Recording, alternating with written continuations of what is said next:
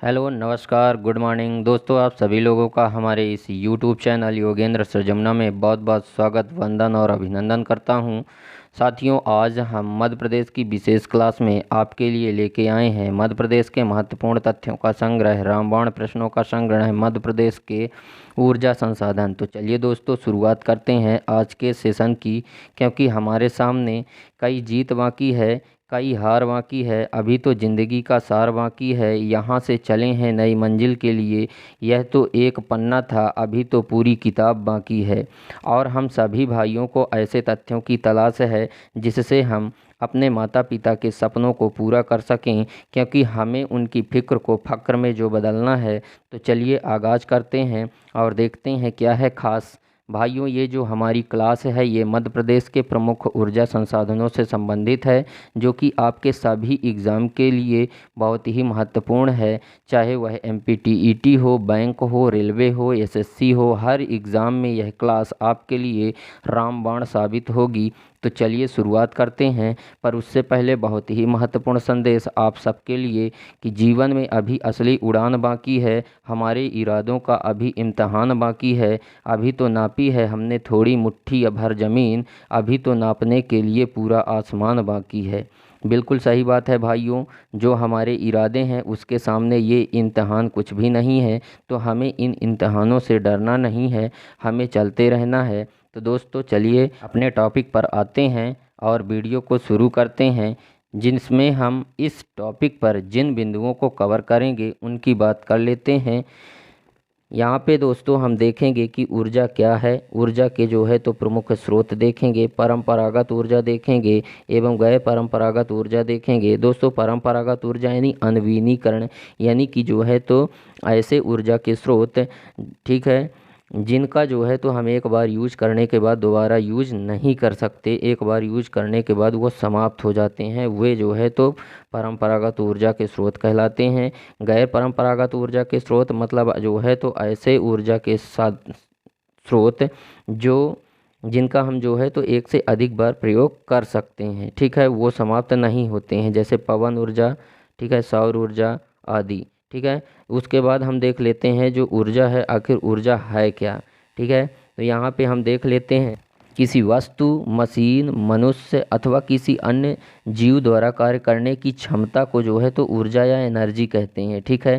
कार्य के समान ऊर्जा का जो मात्रक है वो है जूल, और ऊर्जा एक अदिश राशि है, ठीक है। ऊर्जा का यासाई जो पद्धति में जो मात्रक है वो है जूल, ठीक है। और ऊर्जा के जो प्रमुख दो स्रोत होते हैं, ऊर्जा के स्रोत जो है तो दो होते हैं, जिसमें से है नवीकरणीय और अनवीकरणीय, ठीक है। तो नवीकरणीय संसाधन क्या होते हैं, तो ऊर्जा के जो है तो कभी खत्म नहीं होने वाले नवीकरणीय, और अनवीकरणीय जो है तो जो खत्म हो जाते हैं। नवीकरणीय में जैसे पानी हो गया, हवा हो गया, सूर्य की जो है तो किरणें हो गई, ये जो है तो नवीकरणीय हैं, इनका हम बार बार उपयोग कर सकते हैं, परंतु ये समाप्त नहीं हो सकते। जबकि अगर हम अनवीकरणीय की बात करें तो यह जो है तो समाप्त हो जाते हैं, जैसे कोयला, पेट्रोलियम, कैरोसिन वगैरह आदि, ठीक है। उसके बाद हम देख लेते हैं परंपरागत ऊर्जा के जो है तो प्रमुख स्रोत कौन कौन से हैं, ठीक है। तो इसमें हम देखेंगे प्राकृतिक गैस, परमाणु ऊर्जा, जल विद्युत ऊर्जा, कोयला, पेट्रोलियम, बायोमास एवं लकड़ी को हम जो है तो डिटेल में देखने वाले हैं परंपरागत ऊर्जा के स्रोतों को, ठीक है। उसके बाद है गैर परंपरागत ऊर्जा के स्रोत में हम क्या देखेंगे, तो गैर परंपरागत ऊर्जा के स्रोत के अंदर हम देखेंगे पवन ऊर्जा, बायोगैस, सौर ऊर्जा, ज्वारीय ऊर्जा, भूतापीय ऊर्जा और बायोडीजल हम इसमें देखने वाले हैं, ठीक है। उसके बाद हम देख लेते हैं यहाँ पे जो है तो मध्य प्रदेश में ऊर्जा के प्रमुख रूप से दो स्रोत होते हैं, ठीक है। हमने ऊपर भी अभी आपको बताया है कि ऊर्जा के दो स्रोत हैं, परंपरागत एवं गैर परंपरागत ऊर्जा के स्रोत। ऊर्जा साधनों के लिए मध्य प्रदेश को भारत का एक समृद्धिशाली राज्य माना जाता है, ठीक है। ऊर्जा के क्षेत्र में एक महत्वपूर्ण शक्तिशाली जो है तो राज्य माना जाता है किसे, मध्य प्रदेश को, ठीक है। भारत के अंतर्गत मध्य प्रदेश को एक शक्तिशाली राज्य माना गया है, ऊर्जा के क्षेत्र में समृद्धिशाली राज्य माना गया है, क्योंकि यहाँ परंपरागत एवं गैर परंपरागत ऊर्जा साधनों के कई स्रोत मौजूद हैं। मतलब परंपरागत ऊर्जा के भी स्रोत मौजूद हैं और गैर परंपरागत ऊर्जा के भी स्रोत यहाँ पे मौजूद हैं मध्य प्रदेश में। मध्य प्रदेश में 10 सितंबर 1948 को विद्युत प्रदाय नियम लागू किया गया था, जिसके बाद 1 दिसंबर वर्ष 1950 को इस प्रदेश में देश के जो है तो प्रथम विद्युत मंडल का गठन किया गया था। कब किया गया था? 1 दिसंबर 1950 में प्रथम विद्युत मंडल का गठन किया गया था। ठीक है, और इसका मुख्यालय जो है तो जबलपुर रखा गया था। इसके अलावा मध्य प्रदेश में ऊर्जा विकास निगम की स्थापना 1982 में की गई थी। मध्य प्रदेश में 2 प्रकार के जो है तो ऊर्जा संसाधन पाए जाते हैं, जिसमें से पहला है परंपरागत ऊर्जा के स्रोत और दूसरा है गैर परंपरागत ऊर्जा के स्रोत। ठीक है, अब यहाँ पे जो है तो हम परंपरागत ऊर्जा के स्रोतों के बारे में देख लेते हैं। परंपरागत ऊर्जा का स्रोत वह होते हैं जो सामान्यतः प्राकृतिक के माध्यम से प्राप्त किए जाते हैं, जिनका इस्तेमाल केवल सीमित मात्रा में ही किया जा सकता है। अगर हम सीमित मात्रा में नहीं करेंगे तो आगे आने वाले समय में हमें बहुत ही कठिन समस्या का सामना करना पड़ सकता है, क्योंकि ये जो परंपरागत ऊर्जा के जो संसाधन हैं, स्रोत हैं, ये जो है तो समाप्त हो जाएंगे, जिसकी वजह से समस्याएं आगे चल के बड़ी हो जाएंगी। ठीक है, उसके बाद हम देख लेते हैं परंपरागत ऊर्जा के स्रोतों को अनवीकरणीय स्रोत के नाम से भी जाना जाता है। ठीक है, परंपरागत ऊर्जा के जो स्रोत हैं इनको जो है तो अनवीकरणीय स्रोत के नाम से जाना जाता है, क्योंकि इनका किसी भी प्रकार से नवीकरण नहीं किया जा सकता। एक बार अगर यूज हो गया तो उसके बाद उसका दोबारा यूज नहीं हो सकता। ठीक है, पृथ्वी पर मौजूद ऐसे ऊर्जा के स्रोतों का सदियों से उपयोग किया होता जा रहा है। इनका उपयोग करना बेहद ही सुगम और सुविधाजनक माना जाता है। यह आसानी से प्रयोग किए जाने वाले तत्व होते हैं। माना जाता है कि परंपरागत ऊर्जा के स्रोत में ऐसे तत्व शामिल होते हैं जो प्रदूषण का कारक नहीं होते हैं। ठीक है, उसके बाद हम देख लेते हैं गैर परंपरागत ऊर्जा के स्रोत। गैर परंपरागत ऊर्जा के स्रोत वे स्रोत होते हैं जिन्हें सूर्य जल के माध्यम से उत्पन्न किया जाता है। ठीक है, यानी कि नवीकरणीय संसाधन इसको हम बोल सकते हैं। ठीक है, पृथ्वी पर जो है तो लगभग हर प्रकार की ऊर्जा मौजूद होती है, जिसका उपयोग मनुष्यों द्वारा कई महत्वपूर्ण कार्यों में किया जाता है। प्राकृतिक ऊर्जा के स्रोतों में परिवर्तन करके कई प्रकार की ऊर्जा का गठन किया जा सकता है, जिसका उपयोग विश्व के लगभग हर देश में किया जाता है। विश्व भर के वैज्ञानिक गैर परंपरागत ऊर्जा के स्रोतों की प्राप्ति के लिए निरंतर जो है तो कार्य कर रहे हैं। ठीक है, माना जाता है कि गैर परंपरागत ऊर्जा को पूर्ण रूप से सहज एवं प्रदूषण रहित होता है, जिसके कारण इसका उपयोग कई महत्वपूर्ण कार्यों जैसे बिजली बनाने में, सोलर कुकर बनाने में, ठीक है, उसके बाद जो है तो सोलर वाटर हीटर बनाने में किया जाता है। ठीक है, उसके बाद हम देख लेते हैं मध्य प्रदेश में परंपरागत ऊर्जा के जो स्रोत हैं वो कौन कौन से हैं। तो मध्य प्रदेश में परंपरागत ऊर्जा के जो स्रोत हैं वो इस प्रकार से हैं, जैसे है पहला है प्राकृतिक गैस, दूसरा है परमाणु ऊर्जा, तीसरा है जो है तो जल विद्युत ऊर्जा, और चौथा है कोयला, और एक और है नेक्स्ट जो है तो पेट्रोलियम, बायोमास, लकड़ी। ये सब जो हैं तो परंपरागत ऊर्जा के जो है तो क्या हैं, स्रोत हैं। ठीक है, उसके बाद हम देख लेते हैं इसमें जो परंपरागत ऊर्जा का जो पहला स्रोत है वो है क्या, प्राकृतिक गैस। ठीक है, इसको देख लेते हैं ये क्या होती है। ठीक है, तो परंपरागत ऊर्जा के जो है तो स्रोत में हम देख लेते हैं प्राकृतिक गैस। प्राकृतिक गैस को एक जीवाश्म ईंधन के रूप में जाना जाता है, जो कि विभिन्न प्रकार के महत्वपूर्ण कार्यों के लिए बेहद उपयोगी मानी जाती है। ठीक है, प्राकृतिक गैस प्रदूषण रहित होती है, जो कि पर्यावरण को किसी भी प्रकार से हानि नहीं पहुंचाती है।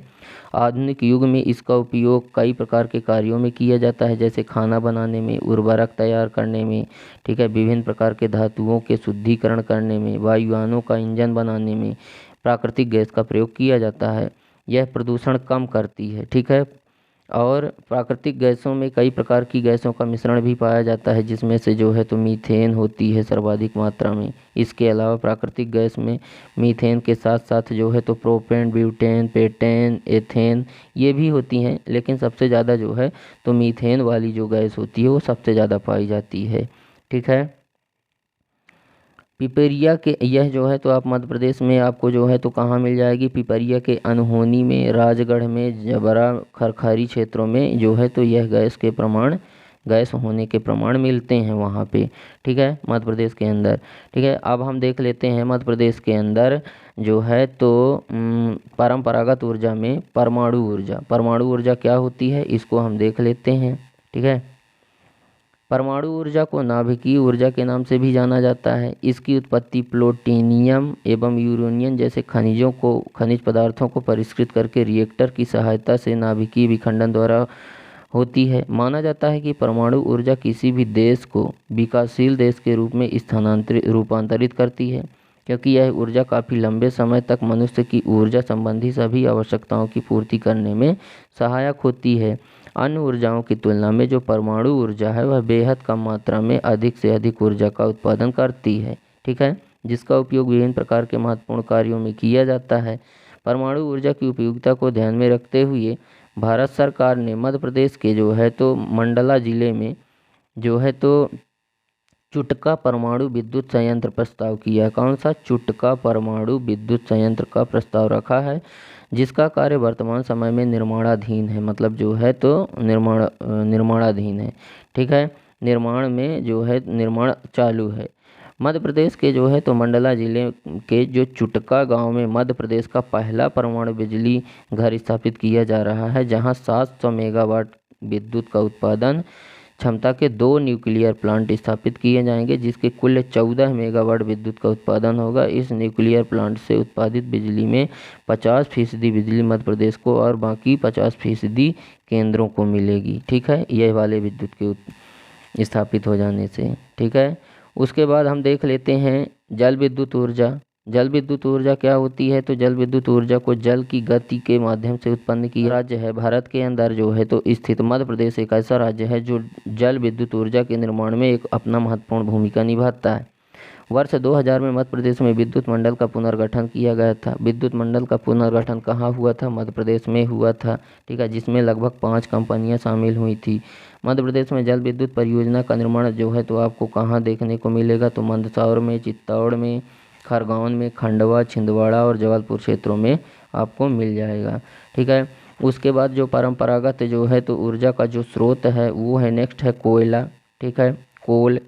कोयला वह कार्बनिक पदार्थ है जिसका उपयोग ईंधन के रूप में किया जाता है। यह ऊर्जा के प्रमुख स्रोतों में से एक माना जाता है। मध्य प्रदेश में कोयले की कई खदानें पाई जाती हैं, जैसे शहडोल, छिंदवाड़ा, सिंगरौली और उमरिया तथा बैतूल, अनूरपुर, सुहागपुर, जोहला, सतपुरा आदि क्षेत्रों में जो है तो कोयले की खानें आपको देखने को मिल जाएंगी मध्य प्रदेश के अंदर। सिंगरौली मध्य प्रदेश का सबसे बड़ा कोयला उत्पादक क्षेत्र है। सिंगरौली जो है तो सबसे बड़ा कोयला का उत्पादक क्षेत्र है। मध्य प्रदेश में लगभग 16 कोयले की खदानें हैं, जहां से प्रतिवर्ष भारी मात्रा में कोयले का उत्खनन किया जाता है। कोयला उत्पादन में मध्य प्रदेश देश के जो है तो चौथे स्थान पर है, ठीक है। कोयले के उत्पादन में जो अपना मध्य प्रदेश है वह जो है तो चौथे स्थान पर है, जिसे भारत के साथ साथ अन्य देशों से भी जो है तो निर्यात किया जाता है, ठीक है, जहाँ से जो है तो अन्य देशों के लिए भी निर्यात किया जाता है। मध्य प्रदेश में कुल कोयले का भंडार जो है तो 27.99 बिलियन टन है, ठीक है। मध्य प्रदेश में जो है तो लगभग 28 बिलियन टन ही जो है तो कोयले का उत्पादन होता है। मध्य प्रदेश में भारत के कुल कोयले के जो भंडार हैं वो 7.71% मौजूद हैं। उसके बाद हम परंपरागत ऊर्जा के जो स्रोत में देख लेते हैं पेट्रोलियम, ठीक है। उसके बाद हम क्या देख लेते हैं? पेट्रोलियम को देख लेते हैं। यह भी परंपरागत ऊर्जा का स्रोत है जो कि मध्य प्रदेश के अंदर जो है तो उपस्थित है। जैसे पेट्रोलियम एक प्राकृतिक ऊर्जा है जिसका प्रयोग कई प्रकार के आधुनिक मशीनों में किया जाता है। यह धरती के भीतर पाए जाने वाला एक संतृप्त हाइड्रोकार्बन पदार्थ होता है जिसे शुद्धिकरण करके उपयोग में लाया जाता है। पेट्रोलियम को धात्विक तेल एवं कच्चे तेल के नाम से भी जाना जाता है, ठीक है। आधुनिक युग में पेट्रोलियम को काला सोना भी कहा जाता है। क्या कहा जाता है? काला सोना। आधुनिक युग में पेट्रोलियम को काला सोना के नाम से जाना जाता है। कुछ आंकड़ों के अनुसार मध्य प्रदेश में दिन प्रतिदिन लगभग 2.77 करोड़ लीटर पेट्रोल की खपत होती है। मतलब मध्य प्रदेश के अंदर एक दिन में 2.77 करोड़ लीटर पेट्रोल की जो है तो खपत होती है। इस प्रदेश में इंदौर, भोपाल, ठीक है, इस प्रदेश में जो है तो इंदौर, भोपाल, जबलपुर, ठीक है, ग्वालियर आदि क्षेत्रों में जो है तो कई तेल की कंपनियां मौजूद हैं मध्य प्रदेश के अंदर, ठीक है। भोपाल में, ग्वालियर में, जबलपुर में, आदि कई क्षेत्रों में जो है तो तेल की कंपनियां मौजूद हैं जो पूरे देश में पेट्रोल व डीजल का निर्यात करती हैं। दोस्तों, निर्यात का मतलब होता है कोई भी वस्तुएं अगर अपने पास ज़्यादा मात्रा में जो है तो उपलब्ध हैं तो उनको हम दूसरे देशों के लिए बेच दें या दूसरे देशों के लिए भेज दें, वही निर्यात कहलाता है। और आयात जो है तो दोस्तों किसी चीज़ जो हमारे यहाँ पे नहीं है, हमारे यहाँ उत्पादित नहीं होती है, हमारे यहाँ जिस चीज़ की कमी है उस चीज़ को हम जो है तो विदेशों से या कहीं दूसरी जगह से अपने देश के अंदर मंगवाएं, वह जो है तो आयात कहलाता है। ठीक है। उसके बाद हम देख लेते हैं मध्य प्रदेश में जो परंपरागत ऊर्जा का स्रोत है वो है, नेक्स्ट है बायोमास। ठीक है। बायोमास वह जीवधारी पदार्थ है। बायोमास एक जीवधारी पदार्थ होता है जिसका उत्पादन जैव रासायनिक प्रतिक्रिया के माध्यम से होता है। माना जाता है कि इस प्रकार की ऊर्जा का निर्माण स्वयं प्रकृति के माध्यम से होता है। यह नवीनीकरण ऊर्जा के स्रोत है। ठीक है, जो कि लकड़ी, जैविक खाद एवं अन्य कार्बनिक पदार्थ को जलाने के कारण उत्पन्न होता है। बायोमास का उपयोग बिजली बनाने में, ऊष्मा पैदा करने में, ईंधन के रूप में किया जाता है। बायोमास की उपयोगिता को देखते हुए भारत सरकार ने देश का पहला बायोमास आधारित हाइड्रोजन संयंत्र मध्य प्रदेश के खंडवा नामक जिले में स्थापित करने का निश्चय किया है। ठीक है। बायोमास संयंत्र कहाँ है? मध्य प्रदेश के खंडवा में। भारत का जो है तो सर्वप्रथम बायोमास आधारित हाइड्रोजन संयंत्र जिससे प्रतिदिन यह खंडवा में जो स्थापित हो रहा है वह पहला हाइड्रोजन संयंत्र होगा जिससे प्रतिदिन 30 टन बायोमास फीड स्टॉक से लगभग 1 टन हाइड्रोजन का उत्पादन होगा। ठीक है। उसके बाद हम जो है तो परंपरागत ऊर्जा के स्रोत में देख लेते हैं लकड़ी। लकड़ी या काष्ठ एक कार्बनिक पदार्थ है जिसका उपयोग ईंधन के रूप में किया जाता है। माना जाता है कि लकड़ी बेहतर ढंग से ऊष्मा को उत्पन्न कर सकती है, जिसके कारण इसका उपयोग विभिन्न प्रकार के महत्वपूर्ण कार्यों में किया जाता है। दरअसल लकड़ी को जलाने से उसमें उपस्थित जल एवं जो जलवाष्प होते हैं वह नष्ट हो जाते हैं, जिसके बाद उसके अवशेष रूप में केवल चारकोल या कोयला बस रह जाता है, जो कि बिना ज्वाला के अधिक समय तक जलता रहता है। इसलिए इससे बेहद कम मात्रा में प्रदूषण होता है, जिसके कारण ऊर्जा के दृष्टिकोण से इसे एक महत्वपूर्ण विकल्प माना जाता है। मध्य प्रदेश में ढेरों वन पाए जाते हैं जहाँ से भारी मात्रा में लकड़ी को प्राप्त किया जा सकता है। उसके बाद हम देख लेते हैं मध्य प्रदेश में गैर परंपरागत ऊर्जा के स्रोत क्या हैं। ठीक है, इसमें इस प्रकार से हैं जैसे पवन ऊर्जा, बायोगैस, सौर ऊर्जा। ठीक है, ये सब जो है तो गैर परंपरागत ऊर्जा के स्रोत हैं। उसके बाद देख लेते हैं ये ज्वारीय ऊर्जा, भूतापीय ऊर्जा, बायोडीजल, ये सब गैर परंपरागत ऊर्जा के स्रोत हैं। ठीक है, तो इसमें से जो हमारा पहला गैर परंपरागत ऊर्जा का स्रोत है मध्य प्रदेश के अंदर देख लेते हैं पवन ऊर्जा। पवन ऊर्जा एक गैर परंपरागत ऊर्जा का स्रोत है जिसकी उत्पत्ति वायु की गति के माध्यम से होती है। अगर वायु में गति नहीं है तो वहाँ पे जो है तो हमें पवन ऊर्जा की उत्पत्ति नहीं होगी। ऊर्जा की उत्पत्ति हमें जब वायु में गति होगी तभी होगी। ऊर्जा पूर्ण रूप से प्रकृति पर निर्भर होती है। माना जाता है कि पवन ऊर्जा कभी खत्म न होने वाली ऊर्जा है। ठीक है, जो पवन ऊर्जा है वह कभी नहीं खत्म होने वाली। इसीलिए गैर परंपरागत ऊर्जा के स्रोतों को नवीकरणीय ऊर्जा के स्रोतों के नाम से भी जाना जाता है। इसलिए क्योंकि यह एक ऊर्जा के ऐसे स्रोत होते हैं, यह जो है तो ऊर्जा का एक ऐसा स्रोत है जो कभी समाप्त नहीं होता, जैसे पवन ऊर्जा, जल ऊर्जा।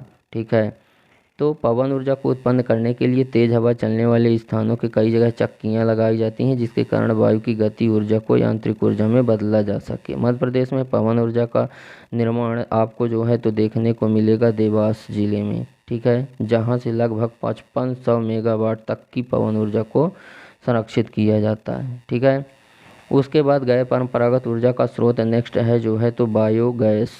ठीक है, बायोगैस वह गैस होती है जिसका निर्माण जैव रासायनिक प्रतिक्रिया के माध्यम से होता है। ठीक है, इस गैस का मुख्य घटक मीथेन गैस होती है। बायोगैस का निर्माण करने हेतु मुख्य रूप से जैविक कचरे का प्रयोग किया जाता है, जिसके कारण इसे बायोगैस के नाम से जाना जाता है। इसके अलावा बायोगैस में कार्बन डाइऑक्साइड, हाइड्रोजन सल्फाइड जैसे गैस मौजूद होती हैं। एक नवीकरणीय ऊर्जा का स्रोत माना जाता है किसे? बायोगैस को। ठीक है, बायोगैस का उपयोग जीवाश्म ईंधन के रूप में भी किया जाता है। ठीक है, और यह गैस बेहद मात्रा में प्रदूषित करती है। ठीक है, बेहद कम मात्रा, मतलब जो है तो जो बायोगैस है वो बहुत ही कम मात्रा में प्रदूषण करती है, जिसके कारण इस गैस को वातावरण के लिए अच्छा माना जाता है। ठीक है, मध्य प्रदेश में देश के पहले बायो मीथेन प्लांट की स्थापना 9 जनवरी 2017 में भोपाल में की गई थी। ठीक है, कहाँ की गई थी बायोगैस की स्थापना जो है तो 9 जनवरी 2017 में भोपाल में की गई थी। ठीक है, इसमें ठोस कचरे का प्रयोग करके बिजली, स्ट्रीट लाइट एवं अन्य उपयोगी वस्तुओं का निर्माण किया जाता है। ठीक है, उसके बाद जो है तो हम नेक्स्ट देख लेते हैं गैर परंपरागत ऊर्जा के स्रोत में सौर ऊर्जा। सौर ऊर्जा दोस्तों धरती पर जो है तो समस्त ऊर्जा का स्रोत सूर्य ही होता है। सूर्य के प्रकाश के माध्यम से जो प्राप्त की जाने वाली ऊर्जा है वही सौर ऊर्जा कहलाती है। यह बेहद महत्वपूर्ण मानी जाती है किसी भी व्यक्ति के, किसी भी जीवित जीव के विकास में, क्योंकि इसका प्रयोग सभी प्रकार के पेड़ पौधे, जीव जंतु, मनुष्यों सभी के लिए महत्वपूर्ण होता है। ठीक है, विश्व भर में सौर ऊर्जा का प्रयोग मुख्य रूप से विद्युत उत्पादन में किया जाता है। यह नवीकरणीय ऊर्जा का एक महत्वपूर्ण स्रोत है। सौर ऊर्जा के माध्यम से विद्युत ऊर्जा उत्पन्न करना देश के लिए कई राज्यों से सोलर पैनल का प्रयोग किया जाता है। सौर ऊर्जा से अगर हमें बिजली लेनी है तो उसके लिए सोलर पैनल का प्रयोग करते हैं, जिससे बिजली की जो है तो बनाई जा सके और बिजली का उत्पादन किया जा सके। मध्य प्रदेश में सौर ऊर्जा का सर्वाधिक निर्माण नीमच जिले में किया जाता है, जिसकी शुरुआत फरवरी 2014 में हुई थी। माना जाता है कि मध्य प्रदेश में देश की सबसे बड़ी ऊर्जा परियोजना को स्थापित किया गया है। ठीक है, हमने रीवा के गुड़ में जो है तो सोलर पैनल लगा हुआ है, सोलर प्लांट लगा हुआ है, जिससे जो है तो सौर ऊर्जा बनाई जा रही है। ठीक है, नेक्स्ट हम देख लेते हैं मध्य प्रदेश में गैर परंपरागत ऊर्जा का जो नेक्स्ट स्रोत है वो है ज्वारीय ऊर्जा। ठीक है, ज्वारीय ऊर्जा यानी कि ज्वार भाटा से जो उत्पन्न होती है, जो ज्वार से उत्पन्न होती है। दोस्तों ज्वार क्या होता है? ज्वार जो है तो ज्वार क्या होता है? ज्वार जो है तो समुद्रों में, महासागरों में धाराओं से उत्पन्न होते हैं और धाराओं को जो है तो सूर्य एवं चंद्रमा की आकर्षण शक्ति जो है तो उसको खींचती है धाराओं को। तो जब जल ऊपर उठता है उसको ज्वार बोलते हैं, और जब वही जल नीचे गिर करके आगे बढ़ जाता है उसको भाटा बोलते हैं। दोस्तों जो गुरुत्वाकर्षण बल की अगर हम बात करें तो सूर्य और चंद्रमा में तो गुरुत्वाकर्षण शक्ति होता ही है, पृथ्वी में भी गुरुत्वाकर्षण शक्ति होता है। तो सूर्य और चंद्रमा उस जल में धाराओं को ऊपर उठाएं तो उसको ज्वार बोलेंगे, और जब पृथ्वी उसी जल को नीचे खींचकर आगे बढ़ा देती है उसको भाटा बोलते हैं। ठीक है, तो मतलब ज्वार के माध्यम से, लहरों के माध्यम से जो ऊर्जा पैदा होती है उसको ज्वारीय ऊर्जा कहते हैं, जिसे ज्वार भाटा में जल स्तर का उतार चढ़ाव के माध्यम से प्राप्त किया जाता है। जैसे सबसे ज़्यादा अगर हम बात करें तो ज्वार कहाँ आता है, तो सबसे ज़्यादा जो ज्वार है वो कब आता है, तो जब सूर्य, चंद्रमा और पृथ्वी तीनों एक सीध में होते हैं तो सबसे तीव्र ज्वार आता है। ज्वारीय ऊर्जा की उत्पत्ति जो है तो लगभग 200 से 400 मीटर गहरे पानी में तापमान में तेज़ी से आने के कारण होती है। ठीक है, ऊर्जा को दोहन सागर के किसी क्षेत्र पर बांध बनाकर जो है तो उत्पन्न किया जाता है। यह बांध टरबाइन ज्वारीय ऊर्जा को विद्युत ऊर्जा में परिवर्तित करता है। इससे पर्याप्त बिजली का उत्पादन होता है। भारत में ज्वारीय ऊर्जा का निर्माण कच्छ की खाड़ी में किया जाता है, जहां लगभग 1200 मेगावाट की ज्वारीय ऊर्जा को एकत्रित किया जाता है। ठीक है, उसके बाद जो है तो गैर परंपरागत ऊर्जा के स्रोतों में नेक्स्ट हमारा जो ऊर्जा का स्रोत है वो है भूतापीय ऊर्जा। दोस्तों भूतापीय ऊर्जा को जियोथर्मल पावर के नाम से भी जाना जाता है। ये जियोथर्मल, ठीक है, जियोथर्मल पावर के नाम से जाना जाता है, जिसे पृथ्वी में उपस्थित संग्रहित ताप के माध्यम से ग्रहण किया जाता है। इस ऊर्जा को संग्रहित करने के लिए भूतापीय विद्युत संयंत्र का सहारा लिया जाता है, जो बिजली उत्पादन के लिए भाप का प्रयोग करते हैं। ठीक है, यह ऊर्जा मुख्य रूप से ज्वालामुखी, गर्म झरने एवं फ्यूम रोल यानी कि जो है तो फ्यूम रोल के माध्यम से होती है। ठीक है, मध्य प्रदेश में जो है तो लगभग 25.30 गीगावाट तक भूतापीय ऊर्जा का उत्पादन किया जाता है। इसके अलावा प्रदेश में 1.7 गीगावाट क्षमता की भी परियोजनाएं निर्माणाधीन हैं, जिसमें कई प्रकार की परियोजनाएं शामिल हैं। उसके बाद हम देख लेते हैं मध्य प्रदेश के अंदर गैर परंपरागत ऊर्जा का जो नेक्स्ट स्रोत है वो है बायोडीजल। ठीक है, बायोडीजल वह ईंधन है जिससे वनस्पति तेलों, पीले तेलों, पशु वसा व प्लास्टिक आदि से प्राप्त किया जाता है। ठीक है, किस चीज़ से प्राप्त किया जाता है, तो वनस्पति तेलों से, पीले तेलों से, पशु के वसाओं से एवं प्लास्टिक से जो है तो यह बायोडीजल पैदा किया जाता है। बायोडीजल को संशोधित करके उपयोग में लाया जाता है। यह एक पारंपरिक एवं जीवाश्म डीजल का जो है तो वैकल्पिक ईंधन माना जाता है, जिसका प्रयोग कई प्रकार के महत्वपूर्ण कार्यों में किया जाता है। इस ईंधन के निर्माण ट्रांसस्टेरियोफिकेशन के माध्यम से किया जाता है, जो मुख्य रूप से वसा एवं तेल को बायोडीजल में परिवर्तित करने की प्रक्रिया है। बायोडीजल को जो तेल में परिवर्तित कर देती है, उसके बाद जो है तो कोई भी आप काम कर सकते हैं। वर्तमान समय में मध्य प्रदेश में विदिशा क्षेत्र में जो है, विदिशा जिले में आपको बायोडीजल का निर्माण देखने को मिल जाएगा, जहां लगभग 1 किलो प्लास्टिक की सहायता से 400 मिलीलीटर डीजल बनाया जाता है। 1 किलो प्लास्टिक में 400 मिलीलीटर डीजल बनाया जाता है। ठीक है, तो इस प्रकार से दोस्तों उम्मीद करते हैं कि आपको यह हमारा वीडियो पसंद आया होगा। वीडियो अगर पसंद आया है तो वीडियो को लाइक और शेयर ज़रूर करें, और अगर अभी तक आप लोगों ने हमारे चैनल को लाइक और सब्सक्राइब नहीं किया है तो प्लीज़ लाइक और सब्सक्राइब कर दें एंड बेल आइकन भी प्रेस कर दें, ताकि हमारी नई नई वीडियो की नोटिफिकेशन अब तक सबसे पहले मिले। तो दोस्तों आज के लिए बस इतना ही, मिलते हैं आप सभी से नेक्स्ट वीडियो में। जब तक के लिए जय हिंद।